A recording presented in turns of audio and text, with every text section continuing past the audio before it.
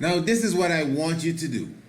For all those who are not subscribers to the Shock of the Hour, I need you to email me at priestisaac27@gmail.com. Because for a limited time only, I will be offering, listen to this, 2 free weeks of the Shock of the Hour. So if you're not a subscriber to the Shock, of course you've listened to the Shock, but if you're not receiving the Shock of the Hour every evening in your inbox via the email, then you need to contact me and say, Priest Isaac, I would like to get the 2-week subscription. That is the free subscription for the Shock of the Hour. And we will send you, email you each and every evening after the Shock of the Hour, that episode specifically that was recorded. Remember, the Shock of the Hour is a program that comes to you every evening. I'm talking about Monday, Tuesday, Wednesday, and Thursday.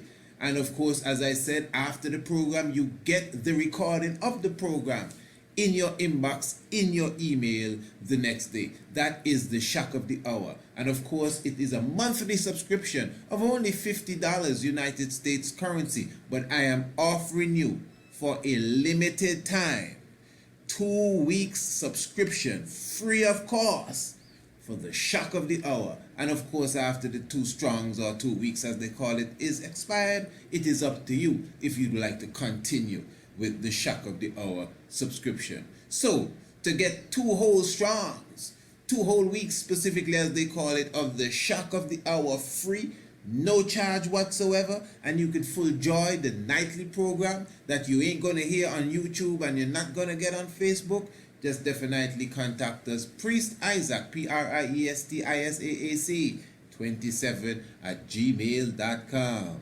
Blessed love. And we say blessed love specifically to those who are now joining us for the moment of the Shock of the Hour.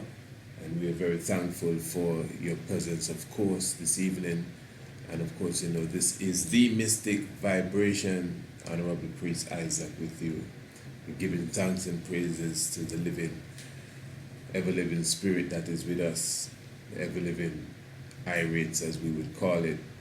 Glorify Haile Selassie the First in all doings and all sayings as we emanate here from the Tiger's Nest. Acknowledge Father and Mother of creation and glorify the prophet within the realms. Marcus Garvey said, look for me all around. Look for me in the whirlwind, look for me in the thunderstorm. The night of the black tiger. Give thanks for all dates and years and months. 17th of August. We are thankful for the words of such a man that we call the greatest of the prophets out of the womb of the woman. I'm speaking of Marcus Messiah Garvey. So we glorify, give thanks for his presence. And this evening, we will be doing a program. Basically, I must say, this is one of the programs that it is because of the interest in those that listen to the Mystic Vibration, and in this case specifically from those who subscribe.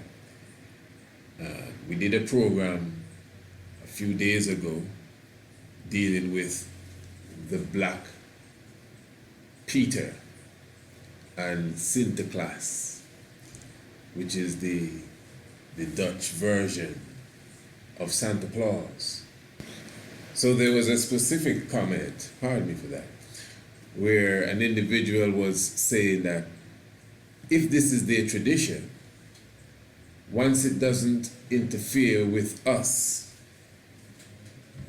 I mean, and us meaning black people, so it's an individual, a melanated ebonite speaking there, a black person, saying once it doesn't interfere with us, he doesn't see that it would be, you know, right for us to try to be in their country and trying to get between their festival.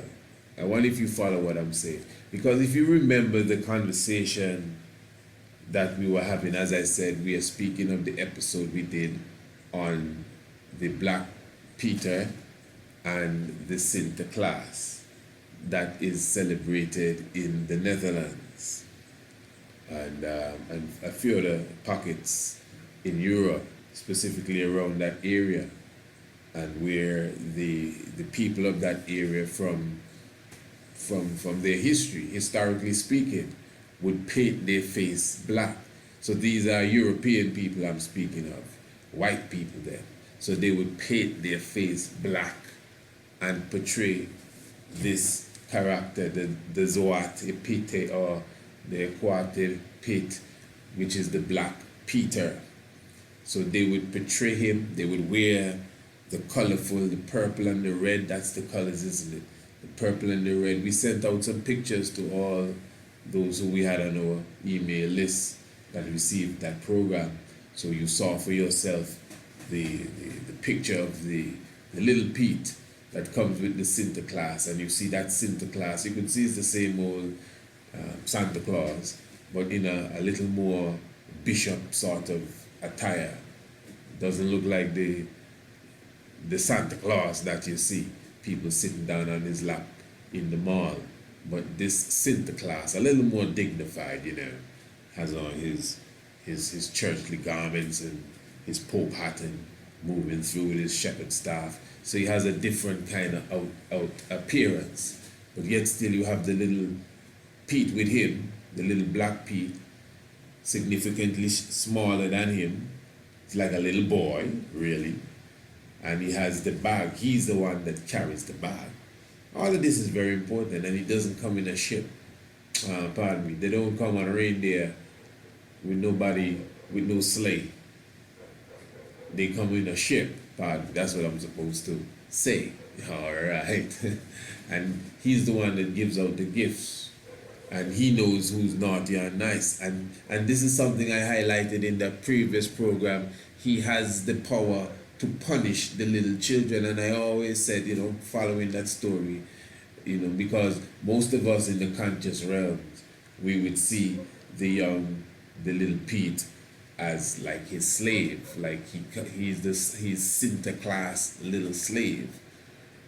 But yet still he has permission to punish those who are bad.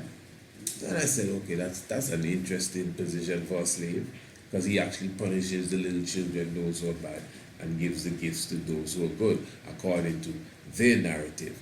Interesting. And he has the attire, as I said, his attire is not that they would quote unquote dress the slave nicely, but he looks like that Moorish sort of portrayal. That's what you see when you see the little Pete. In fact, in some aspects of the story, it carries it back to the Moorish tradition, in the sense that he is a Moor then. So if you see some of the pictures of the Moors in the time of George Washington, and so they have drawings and paintings with George Washington with Moors in the background, and you could see their attire, obviously their fez or their turban, and that sort of waistcoat looking, or these colorful clothes in their robes and specific garments, and they are identified as the Black Moors. And in the same way, they portray that monkey. If you remember, not remember, they still do it up to now, created these toys, and they still create them with the monkey sitting down with the symbols in his hand. Sometimes he has on a turban, sometimes he has on a fez. He always has on that waistcoat, has some colorful pants, some baggy looking pants. That is a mockery of the black man, the black Moor that you would see portrayed in the pictures, as I said, with George Washington. And I mean in their own artwork. The Moorish art is very extensive, so it's not as it's George Washington business. But I'm just trying to, maybe for those who are leaning on that sort of belief in this world and its history, for more credibility then, let's put it that way. So Huate Pete or Zawat Pete also could pass for a Moorish figure wearing and maybe not a slave in the sense of a slave. But whatever the case is, you know. Because it's mystic though, you know. Gotta keep in mind, I'm trying to put all of this in perspective because not only did he bring him on a ship, Santa Claus, it's a ship they came on, you know. According to that story, he went with the ship to some far land to get the Piet and bring it back on a ship. And at the same time, although when we speak about slavery and the transatlantic slave trade, we like to talk about Britain and Spain and the French.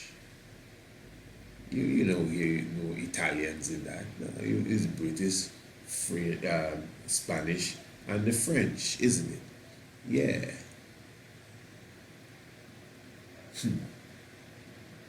But before any of these big daddies, you know, it was the Dutch slave trade. The Dutch slave trade.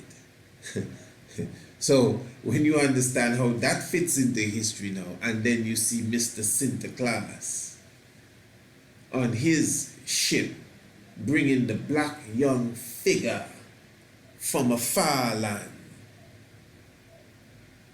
to come into the Netherlands amongst a strange people to give out gifts. To give out gifts. And I must add this, you know, if you are a student of history, you would know that we have different events in history that we can point to where our black brothers were used by the enemy as foot soldiers. And usually when you check history, whenever there's this contingent of black soldiers used as the enemy of the righteous cause, they're usually fez wearing or turban wearing. I'm very serious. In fact, for example, when you check the Ethiopian War, the Ethiopian-Italian War, there is an Italian video. I don't know if it's on the YouTube, but we had this video, man, a long time ago, Italian, and it's in English really, you know, but it's from the Italians' point of view. That's how I see it, because it's a propaganda video, you understand? And you see Mussolini talking and kicking up and and the crowd going wild and shh. But anyway, there was this parade, man, and you see the thousands, looks like hundreds of thousands of soldiers, black African soldiers that Mussolini had. They had lions and ostriches and all of that in the parade. I said, look at this. But they all had on fez, or fezzes, if that's the right pronunciation or grammar. Well, you know, please forgive me if it's not. Yeah, there you go. They all had on the fez, or some turban in the style of the, you know, the Islamic way. So in the Ethiopian-Italian War, you had the Dubats as the enemy of the Ethiopians. Many of them consider these people as Moors as well. So the Moors, some people actually say that all black people are Moors, wherein some divide the line as it relates to history. So we're coming back to the young Peter now that came with the Dutchman on the boat from a far land in his colorful attire to give out gifts. So the Europeans now, white people in Europe, yesterday and today, would paint their face black with the soot paint it black and dress up like him and put on wigs and all of these different things, and they celebrate.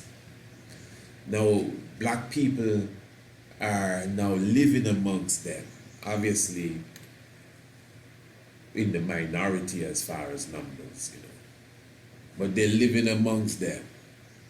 And the celebration that is taking place is obviously offensive to an Ebonite. So if there's some level of consciousness within you, it is going to be something that you do not like and you detest it, right? It only makes sense. But now, this is coming to what we're going to speak about tonight, and this is not what we're going to speak about tonight. I don't know how I got here talking so long about this, but this is not what we're going to speak about tonight. Yeah, I like that. But what am I saying there now? I kind of missed it just kind of took me, but I'm there, man. Yeah. But yeah, this is what's going to bring us to what we are going to speak of tonight, because you are in the people are saying now, well, this specific brother is clearly saying, well, listen, I detest it too. I see it as racism, but I don't see myself infiltrated in their country, their land. This is their tradition. They ain't bothering me. They can do what they want. They do worse than that. You'll understand. But you see, these people now, because for those who did not hear that program, we were highlighting the brothers who have migrated there, the brothers and sisters, pardon me, who have migrated to the Netherlands. They live there. Their children were born there. They're going to school there. They're part of the whole system now there. And although they're very few amongst the people that are native to there, they're touched by this celebration that happens every year. They find it insulting, to the point that they've formed a group to literally protest against this. The leaders of the group have been beaten. We were speaking about that. Have been beaten and kicked and smashed and thrown into jail just for trying to oppose the Black Peter celebration, to the point that they've watered down an age-old tradition now and brought in the chimney Piet. So chimney Piet is not the Black Piet now. Chimney Piet apparently is a white person that got black soot on his face when he came down the chimney. So you can look it up.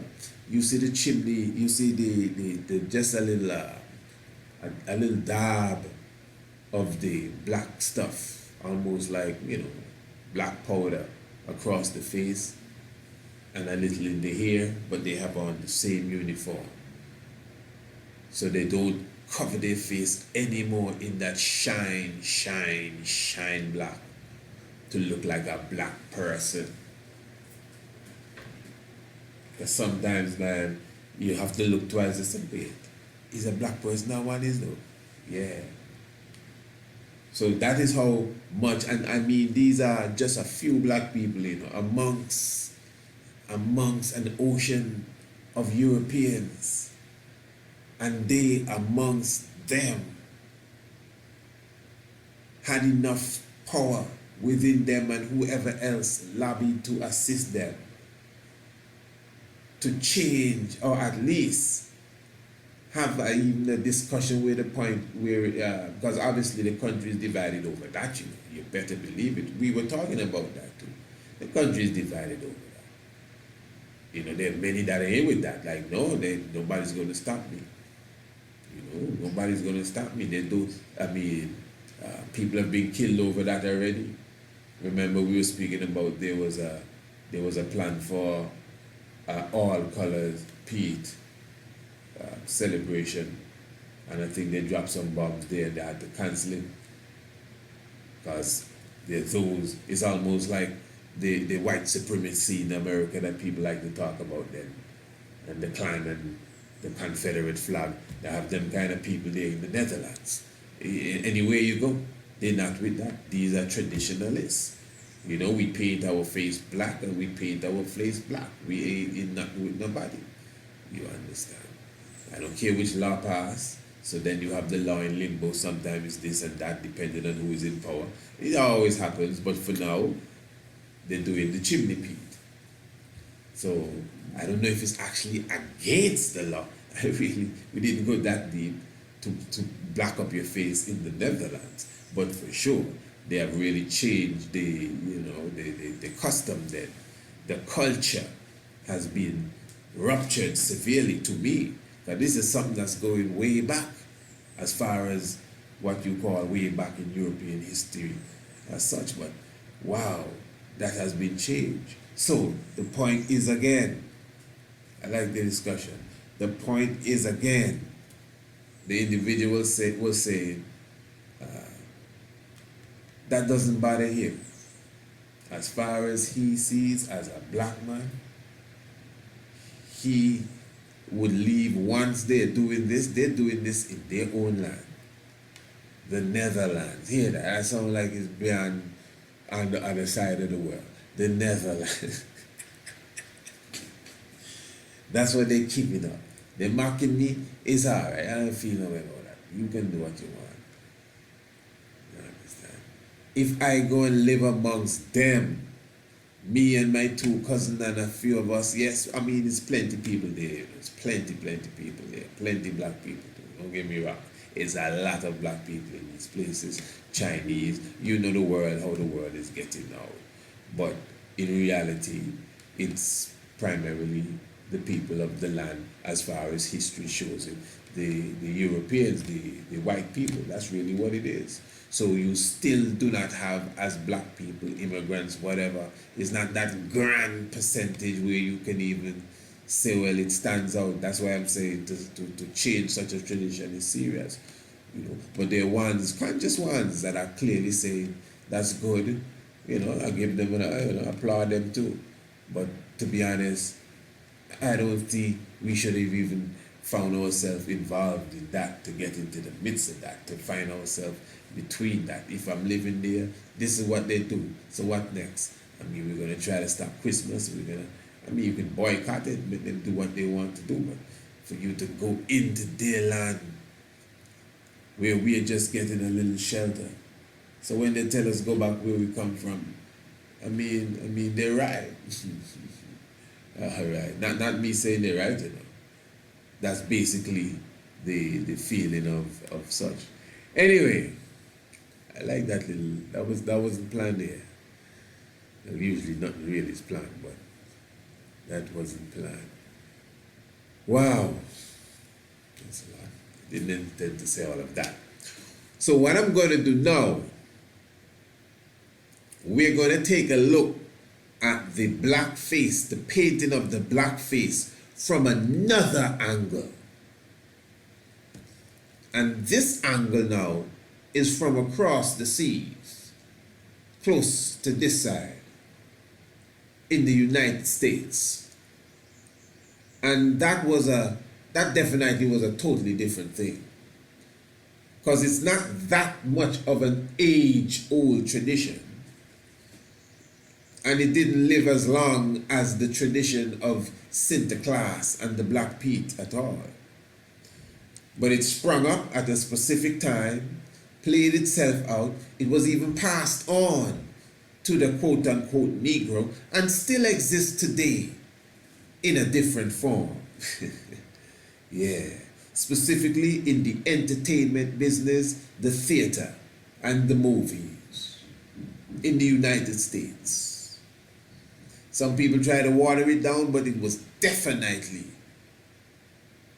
an expression of mockery of the so-called Negro at the time.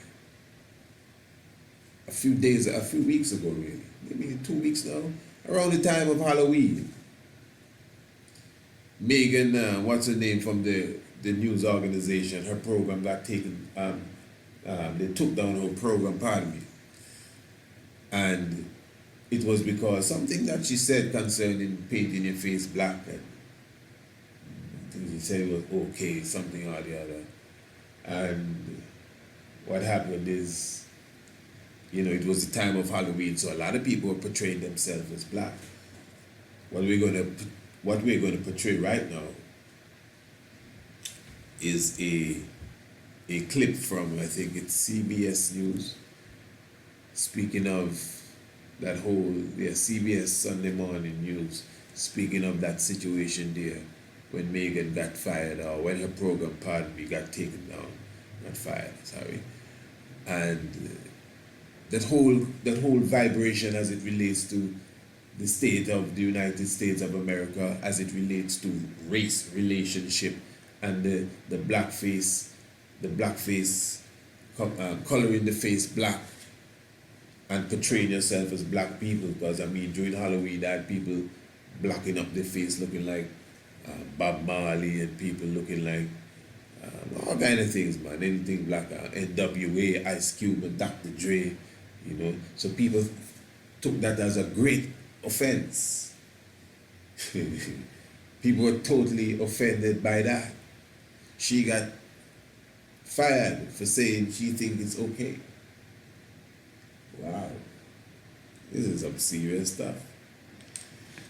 We bleach our skin to look white, and straighten our hair. So they're putting on an afro. And just the other day, remember we were speaking about that when we did the program just about 2 weeks ago, 2 strongs ago, on here. We did a 2-part program on here. It's not on the YouTube. You can only get it here. And we did we did a 2-part program on here, and we made some statements in that program speaking about, I mean, if you see a white woman with a wig, an afro wig of a black woman, well, you got to be a black woman to be an afro wig. People would watch us strange, like, wow, what kind of thing is that? But when you see a black woman now with a blonde wig, the wig of a blonde European woman, it's nothing. We don't see nothing, we don't see it. Not her hair dye, that's one thing all by itself, but a wig now, there's a wig, double whammy, blonde hair. Just, excuse me, miss, do you know where the post office is? Oh, yes, it's done. Nothing strange, nothing. It's a regular day. But yet still, 50 years ago, that wouldn't be no regular thing. You'd be like, what? What's going on there? In fact, you may get, what's going on there? Trust me. So I'm just highlighting that. When we bleach our skin, it becomes a fad now. It becomes a style to look whiter and clearer. Yeah, to cream up yourself, to bleach your skin. All of this is okay. This is well accepted to the point that if you're not doing this, something might even be wrong with you.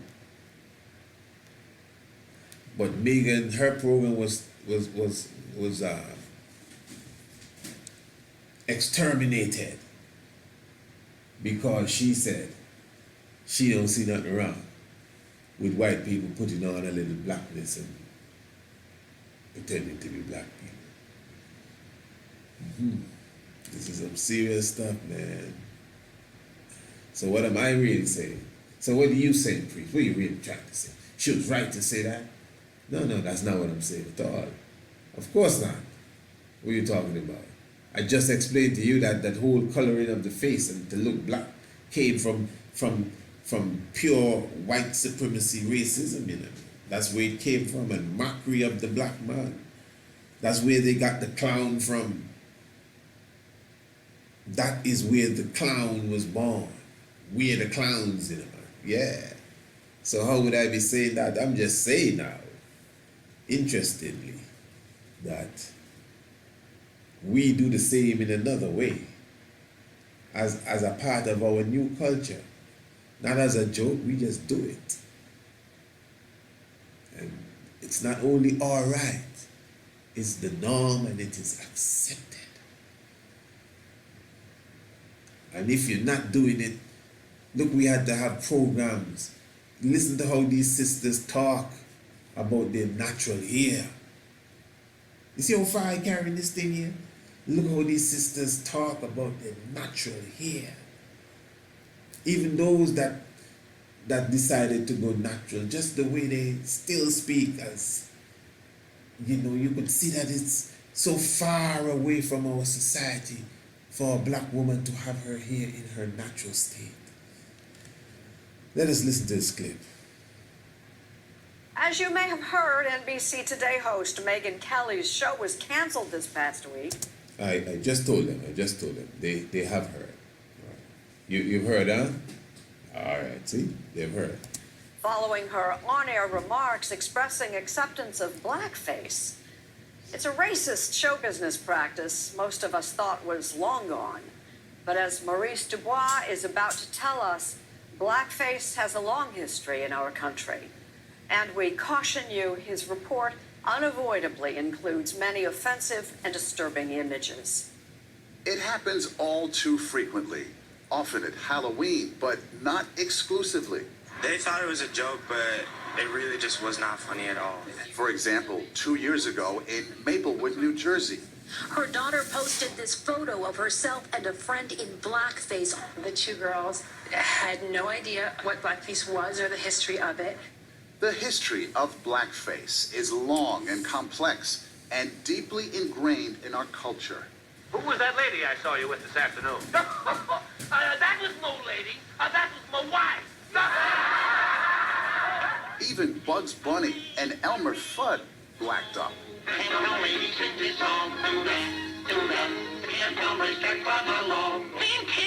isn't it? For more than 100 years, white and then black performers wore dark makeup and created not only a popular theatrical form, but stereotypes that are still with us today. This makes you uncomfortable, doesn't it? Absolutely. It does make me feel uncomfortable to talk about these things because they are incredibly disturbing and revolting. Eric Lott, a professor at the Graduate Center of the City University of New York, says blackface represents a strange mix of envy, fascination, desire, and fear. Explain the fear part to me. What are these white performers, what are these white people afraid of? They're afraid of black groups, mobs, rising up and taking the power. Minstrel shows began in the 1830s, and white performers used burnt cork or later black grease paint. Minstrelsy eventually became the most popular form of entertainment in the country. Ah, yes. I asked Margot Jefferson, the Pulitzer Prize-winning critic, to look at some images from the New York Public Library. The shininess of the black against the big white clown's mouth, the hat, the overlong tailcoat, mocking. It always gives me the jolt that racist history does. Blackface is so tied to comedy, to people enjoying themselves, to people having fun, that rattles you still more. Well, Mr. Sambo, you seem to be enjoying yourself this evening. Enjoying myself? I sure is. White minstrel performers claimed that what they did on stage was based on their perceptions of how black people lived. Yes, give thanks, life giver and the keeper of life. If you notice now, you heard them mention the name Sambo. That's why I just said, let me take a pause there. Sambo, Hey, Sambo, something or the other. And that Sambo character now, you would hear people speak about Uncle Tom from that Uncle Tom's Cabin. So people always refer to a house slave or a sellout as an Uncle Tom. And some people would argue, for example, I'm sure you've heard Dr. Claude Anderson himself argue that point several times, that the real sellout is not the Uncle Tom, but the real sellout is the Sambo. For Sambo now is another character in the Uncle Tom's Cabin. So the Sambo now, the Uncle Tom, for whatever reason, black people have been putting down Uncle Tom when it's really Sambo. So you heard the brother just say, not the brother, you heard the fella there just say now, because it's acting, you're not seeing it really, but it's the theater and it's all white people with their face painted black acting the part. So he's saying now, hey Sambo, you know, and that's a next European white man with his face painted black acting the part of Sambo. That's what I'm trying to show you. Yeah. But Sambo now, I don't know how they got the characters mixed up in the Uncle Tom and the Sambo. But Sambo is the Buddha. Isn't it good, you know? Sambo.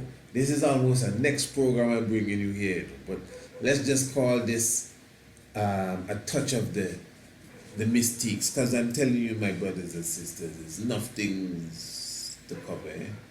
But Sambo is the name of the Buddha. The Buddha's name as a God figure is Sambo. I mean, just check your history. Sambo is the Buddha. All right, Sambo, what is it? Sambo is the Buddha. And in Cambodia, it's still the same Buddha. In Cambodia at Angkor, you have the temple at Angkor Wat. And sometimes when I said Angkor Wat, when I say Angkor Wat, people make a joke and say, who? Uncle who? Hear that? Angkor Wat. Okay, sound like Uncle something. Angkor Wat. And that temple with all the faces of the Buddha, including the Sambo, what's the name of that area? It's called Angkor Thom. That's what it's called, Angkor Thom. Where you find, you know, the Sambo. I ain't lying. Am I lying? You know your history. In Angkor Thom, you find the Sambo. And in Uncle Tom's cabin, you have Uncle Tom and Sambo. And we here trying to figure out who's the real sellout. If it's Uncle Tom or the Sambo. And they're mocking us. Painting their faces black. Not even painting, putting soot on their face to be black and pretending, hey Sambo, Uncle Tom and Sambo. But what that is, I hope that didn't fly over your head, and even if it didn't, I hope you don't just put it to the side or rest it on the table.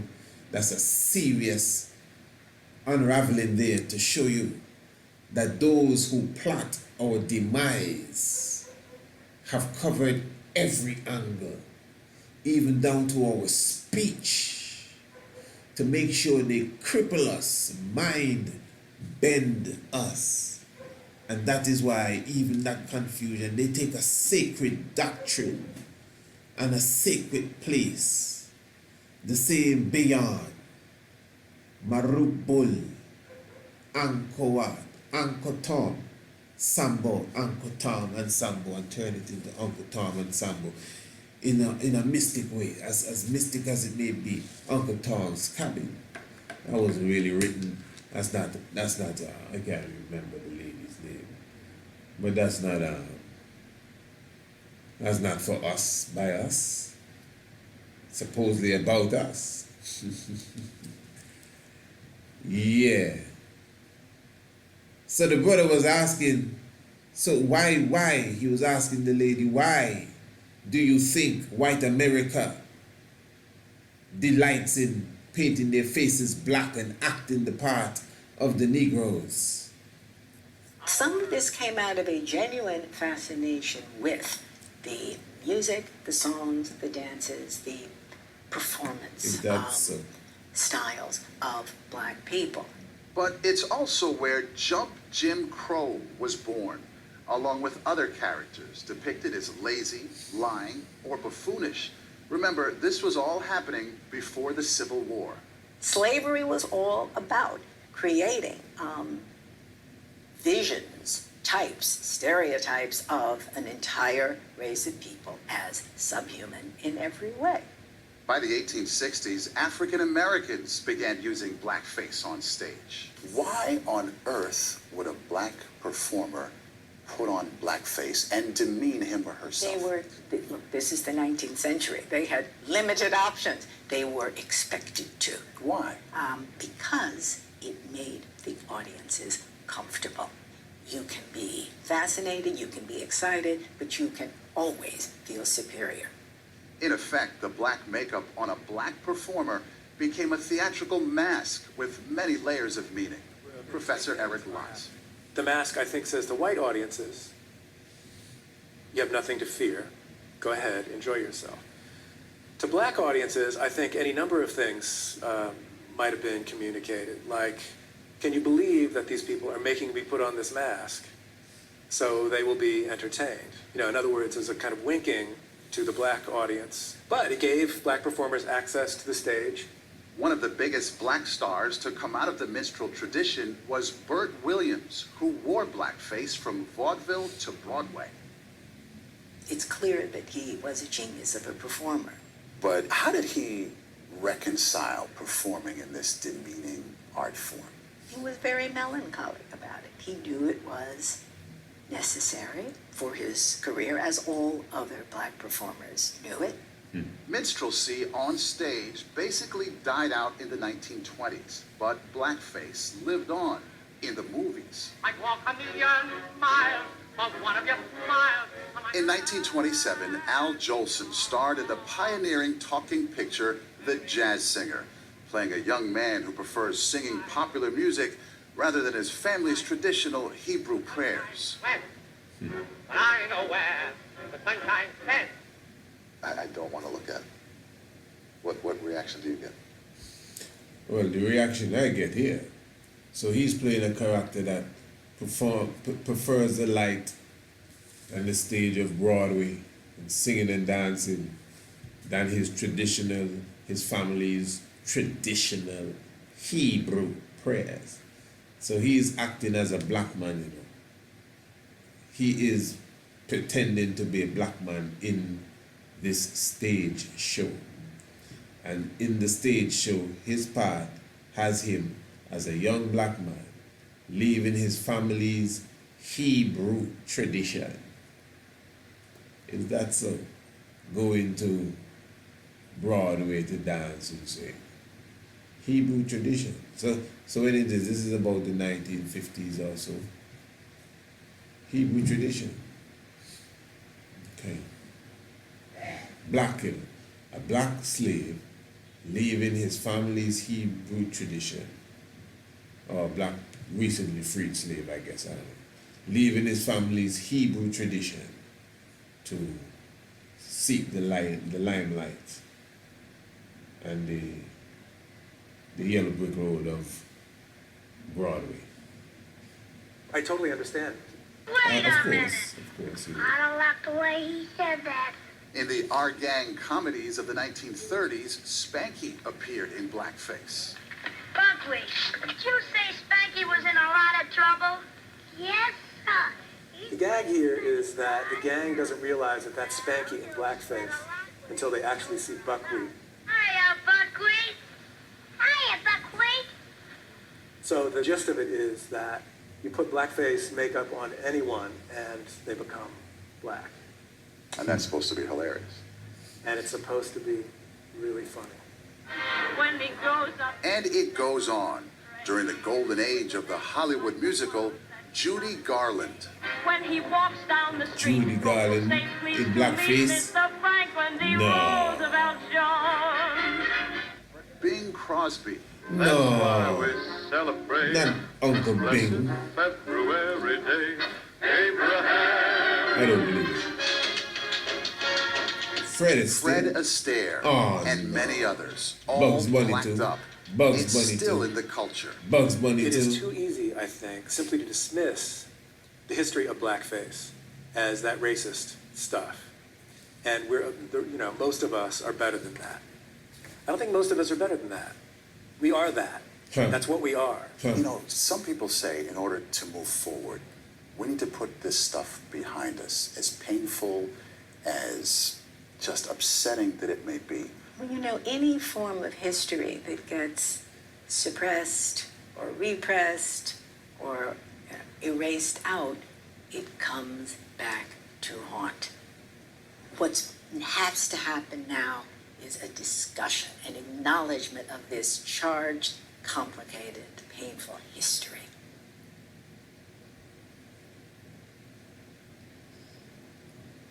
And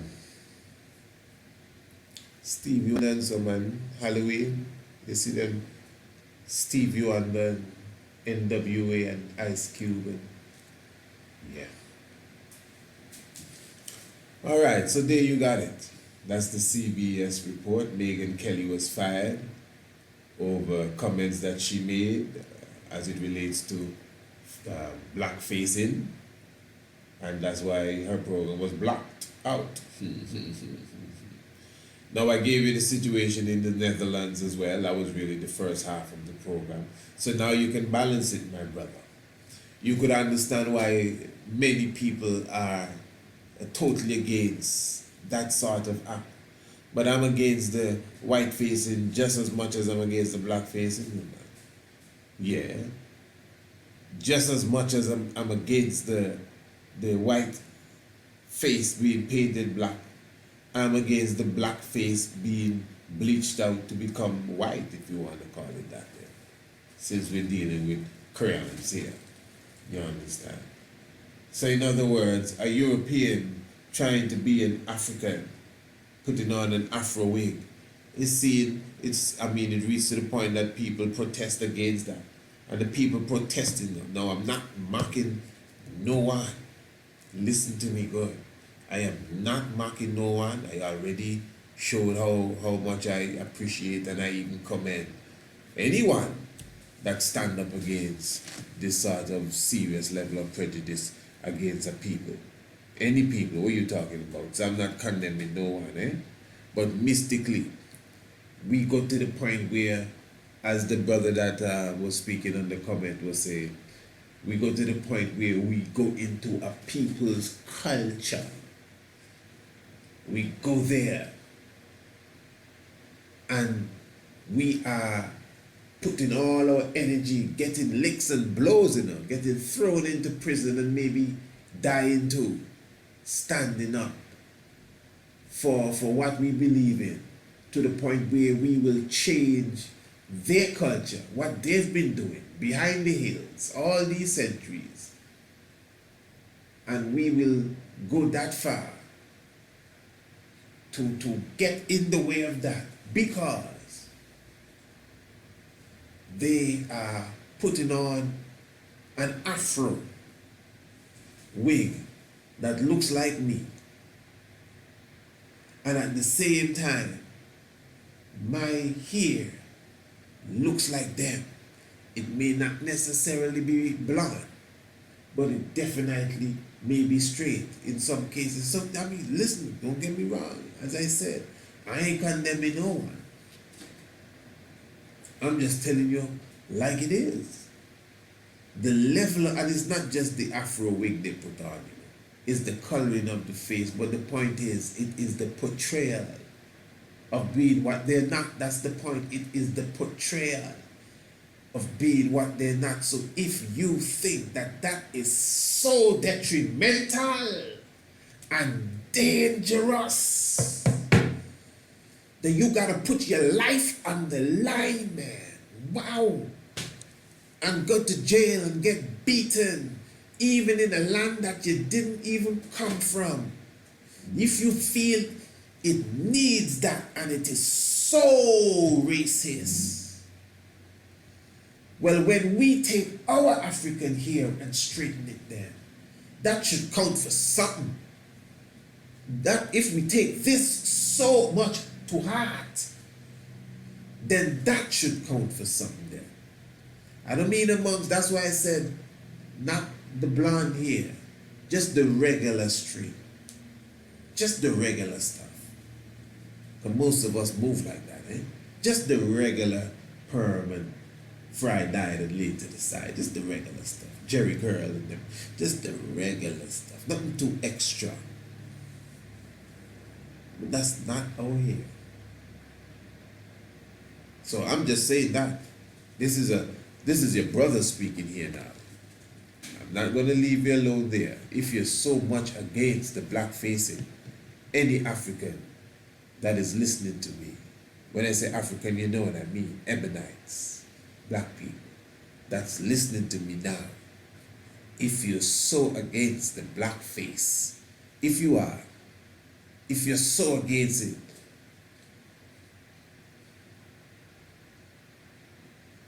Whether it's in Amsterdam or New Amsterdam or New York. Yeah, if you're so here, New Amsterdam, you know. All right. Tell you about the Dutch coming in their ships. If you're so against it because of its past, its history, and just the gut meaning of it, well then, as your brother now, talking to you, I would consider how I portray myself now. As far as, especially with the hair. Yeah. Not highlighting neither male or female. Because in the days of Nat King Cole and Little Richard and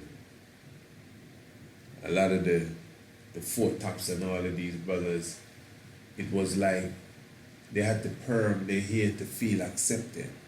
They had to straighten their hair. They almost seem to be the one that's really started the hair straightening stuff. Now, for one reason or the other, that didn't really take hold to us in this modern day time. But I do not gamble. But I would like to say this in the way that we speak. I bet you, if for one reason or the other, the Nat King Cole sort of vibration took hold onto us as a people, all of us as black brothers would have straight hair. It would have been a requirement for us. Very few of us would have natural hair. You maybe say, come on, you crazy. You believe that? I mean, I just told you, 30 years ago, there will be no woman around here with no blonde wig. She may have even been arrested for that.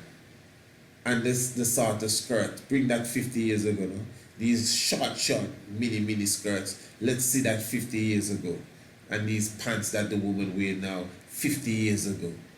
The police themselves would put her in behind a cell and get her parents or whatever. So things change. It's just a custom that creeps up upon you. That's all. So the black woman with her hair straightened like that is a very strange thing 100 years ago. Very strange. Very strange. What's wrong with you? What happened to your hair? Yeah, very strange 100 years ago.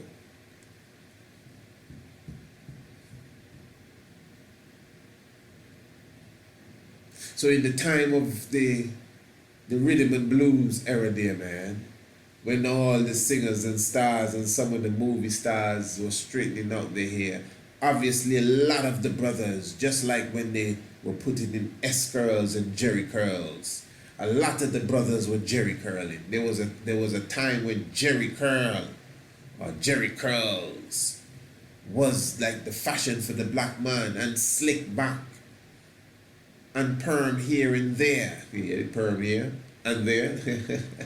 That's a nice one. But somehow that just did not hold on to the black man. That's all. Hey, that's all. You could say what you want, because in that time it didn't look strange. When Jerry curl was going, and almost every brother had a Jerry curl, it did not look strange to nobody. You put on a Jerry curl now, people watch you.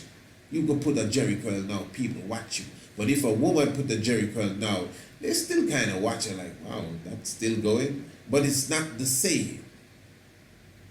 If a man perm his hair and slick it to the side, they think it's strange. Imagine that. They think it's strange. But back in the day, it was the style. It was the style.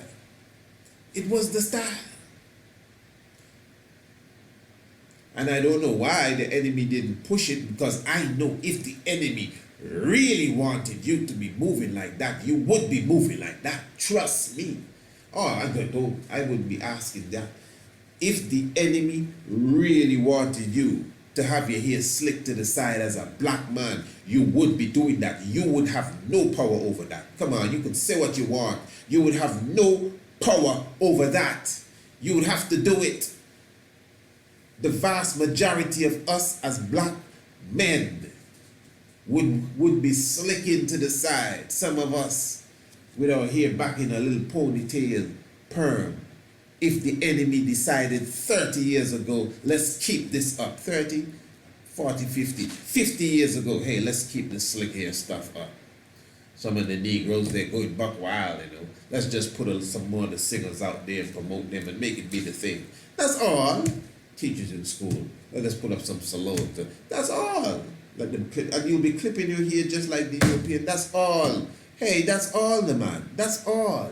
I don't know why they didn't do it. I don't know. Maybe they just had a different idea. But if they wanted you to have slick hair, you would have it. And I may not mean you, but for sure I know I'm speaking to the vast majority of black people on the planet, all in Africa too, wherever. They can do it. They can do what they want. They have the television, they have all the means, and you buy the gadgets every day, and you're well indoctrinated into them. They're the one that has you pulling your pants down, your pants below your waist, not your waist, below your butt, dragging almost to the floor. Where did that come from?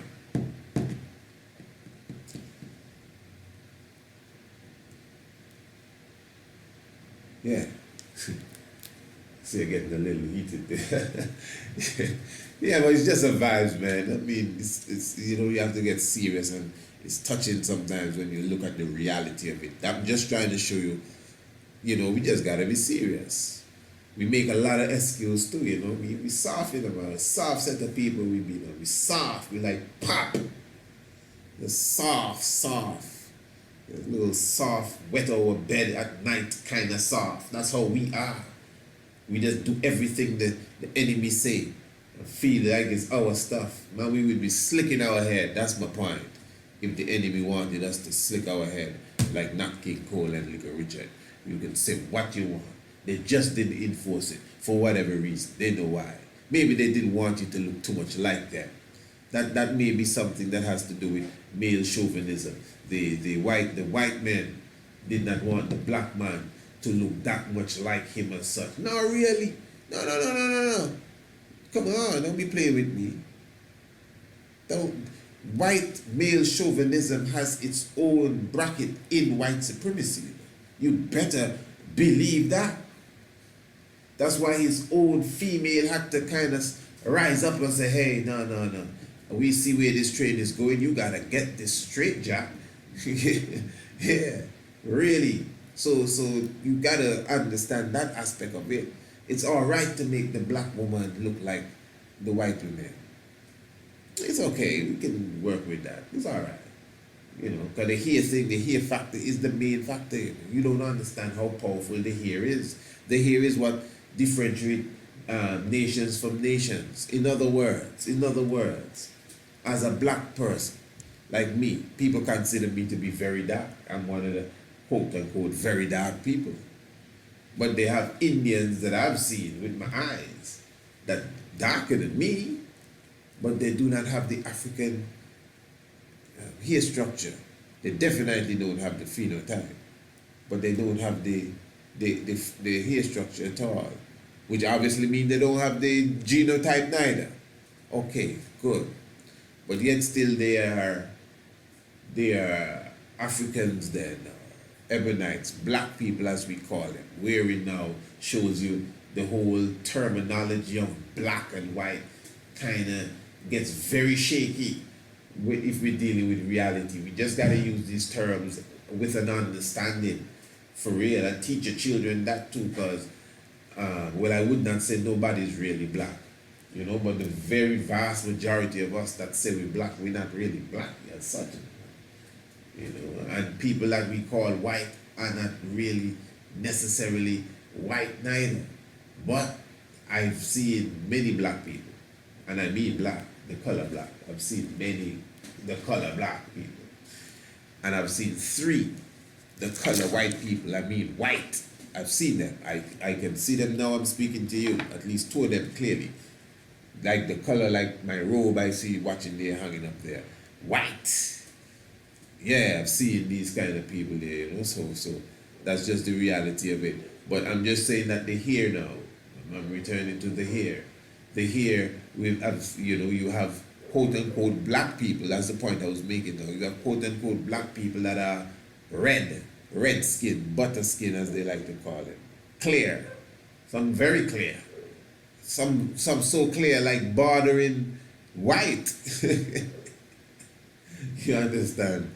But because of their hair now, and other things obviously, and who they are, you deem them to be black people. But if you put them against the same Indian, some of the Indians black like my back there, black, I pointed there as if you're hearing me, black. But you know what the color black is, eh? They have Indians black like that can stand against the blackest man in the Congo, because they have black people too, eh? I don't care what nobody say. I've seen black people. Not seen, I know black people. I mean black people. I'm talking about the crayons now. People say, we ain't talking crayons. I talking crayons. I know black people. Okay, not no brown and no dark brown. Black. The color, like the laptop here. Black. Yeah, what else? Black, no man. Black. Yeah. But they have Indians like that too. What we call Indians from India. And you put them against another individual who is clear, bordering white. And we refer to the clear bordering white one as a black man. And the Indian man as an Indian man. He's not a black man, that's not a black man. No, he's not a black man. He's black enough. He's the color black. Or very close to it. But his hair straight. Almost as black as his own hair. And this other brother now, bordering white. Okay, tell you what.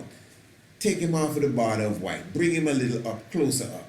To the high yellow, as they call it, more, brown skin. But he's still not darker than the Indian. He brown skin. He brown enough that you don't even have to think about it. But yeah. But he's still not darker than the Indian. But you say he's a black man and the Indian is not. So obviously you have to reevaluate the black and white concept as far as the words, It's good you can use them if you understand what you say. But even when you teach your children, because you teach them colors and then you say he black and he white, and where there's an obvious difference between a black person as such and a white person as such, you can see, one is real dark and one is real pale. Straight up, that's what it is. That's what you gather in your psyche. You don't have to feel away by that, no man. Just tell you what it is. And they are people of the quote-unquote black race that are black, and people of the quote-unquote white race that are white. And I'm using what I've seen with my eyes as the evidence for that. They exist. Straight up. Good. But yet still within that, especially of the black race now, there's so many different shades, variations, to the point where even to the border, you have to say, you sure? But I think the here now stands out. The here stands out to verify that antenna type spiral here that we have. Yeah, that's the black man here. You hear? Oh, this is the black man here. Well, he's here. Yeah. So that is why you see me stick on the hair. Almost more than you see me just come to the hair. Because the straightening of the hair is almost as if you come from the African state to the Indian state. Because the Indian is, according to our studies of anthropology, paleontology, the works of Diop shows you of the origin of such 18,000 years ago out of the Hindu Kush mountains. And basically the first filtration from I, from the black man. So it's just like a black man with the hair structure and other things as far as the genetic makeup that has begun to change, for sure. to go into that Indian race. That's just reality of it, you know. So, yeah, the Black Peter, but to show you again, even from the theater, the black facing and its racist implications for sure, and all the vibes that it brings with it. Yeah. So give thanks for your presence, man. If you know your Bible and you do not know your history, the knowledge of your Bible will become a mystery. Of course, you know the shock of the hour, the mystic vibration, you know, definitely unstoppable. I'm sure many of you know by now that another of our videos have been taken down off of the internet. The one we dealt with directly related to the situation in the Middle East and the African sisters that are sent there, literally sent there from Ghana and Kenya and even Uganda, that have been abused. That video is down, interestingly. Yeah. But give thanks, you know, for all those who continue to be with us. Remember, it takes some real eyes to realize the real lies that are amongst us. You gotta keep your eyes peeled, for brand new program coming very, very soon. Very soon to the YouTube. You know, definitely presented by the Prince and the Princess. Keep your eyes peeled. Very soon. Some 1,500 years ago or so, the climax, the real energy time. So this is why the Messiah of 2,000 years ago is said to have been in the Pisces age. So, during that age, on the 21st day of September, the sun would be in the Virgin constellation. At that time, at the time of spring in the southern hemisphere. Now the sun in its movement, in 30 days, 28 days, 27, 31, somewhere thereabouts, the sun will find itself in the midst of the next constellation that follows the Virgin. Remember, the sun movement is very mystic, because within that 28 to 31 day period, the sun is moving just a bit every single day before it reaches the other constellation. And you may say to yourself, what is he talking about? How on earth does the sun move from one constellation to the... I don't understand. I am confused. Again, episode 1. Can anyone remember the time frame in a solar day? It is 24 hours according to the clock that we use. But can you remember the time frame of a sidereal day, which is the day of the stars? The stars, the day of the stars, or a star day, or a sidereal day, is 23 hours and 56 minutes. So there is approximately a 4-minute difference every day between the rising of the sun and the rising of any star. That means the background, which is the stars, in comparison to the sun, will change daily. By 4 minutes. So it may not appear to be a great change daily, but within a month's time, the sun will be out of the constellation that it was in and gone into the other constellation that is exactly after it. So again, the 21st day of September, the sun is lodged in the Virgin constellation. But on the 21st day of October, the sun will be in the Libra constellation. The sun will be in the scales. Within a month's time, moving slowly but surely from one constellation to the other.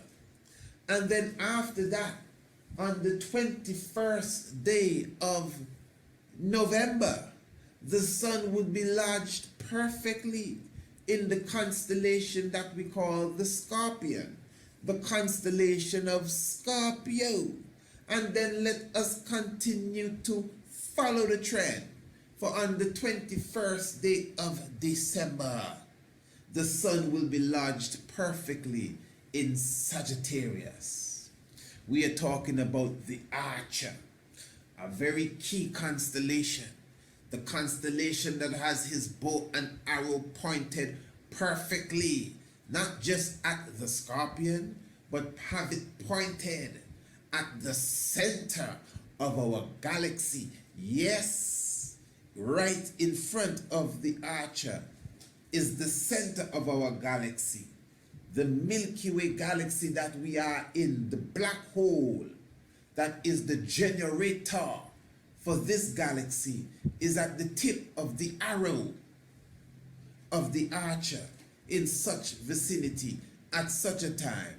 And this is why on the 21st day again of December 2012, there was this frenzy in the air about the Mayan calendar coming to an end, which it did according to its own prophecy.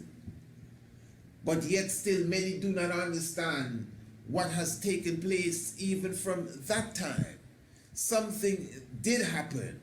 I was balancing even my own self at that time on the green Castle Hill, showing you now that the alignment was so important with the sun and the earth and the Milky Way galaxy that we are in.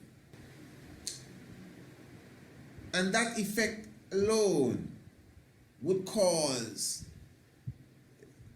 a vibration and a frequency throughout our whole existence that would affect everyone, but you would not be really aware of it unless you are, in tune. The sun will continue into January.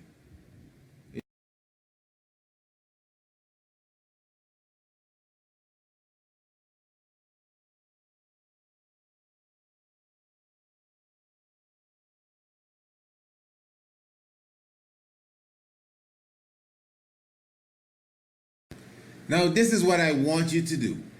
For all those who are not subscribers to the Shock of the Hour, I need you to email me at priestisaac27@gmail.com, because for a limited time only, I will be offering, listen to this, 2 free weeks of the Shock of the Hour. So if you're not a subscriber to the Shock, of course you've listened to the Shock, but if you're not receiving the Shock of the Hour every evening in your inbox via the email, then you need to contact me and say, Priest Isaac, I would like to get the 2-week subscription.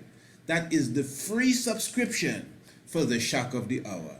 And we will send you, email you each and every evening after the Shock of the Hour, that episode specifically that was recorded. Remember, the Shock of the Hour is a program that comes to you every evening. I'm talking about Monday, Tuesday, Wednesday, and Thursday.